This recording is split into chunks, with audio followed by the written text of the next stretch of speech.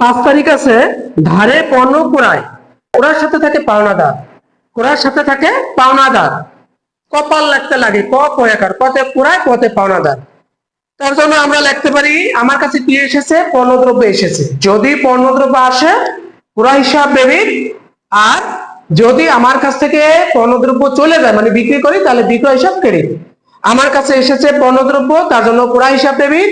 আর আমার কাছ থেকে টাকা যাওয়ার কথা ছিল কিন্তু টাকা যায় নাই, আমি বলছি যে স্যার আমি কিছুদিন পর আপনার টাকা দিয়ে দেবো, মানে পাওনাদার, উনি আমার কাছে এখনো টাকা পায়, ওনার সাথে থাকে পাওনাদার। তার জন্য লিখতে পারি আমরা ক্রয় হিসাব ডেবিট আর পাওনাদার হিসাব ক্রেডিট। 5 তারিখ ক্রয় হিসাব ডেবিট,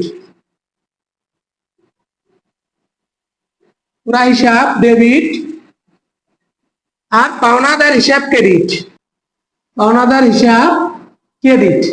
25,000 লেখো, ডেবিট সুদা 25,000 আর ক্রেডিট সুদা লেখো 25,000। ওরা হলো ব্যয়, ব্যয় হইলে ই হ্রাস, ব্যয় হইলে ই হ্রাস, ই হ্রাস।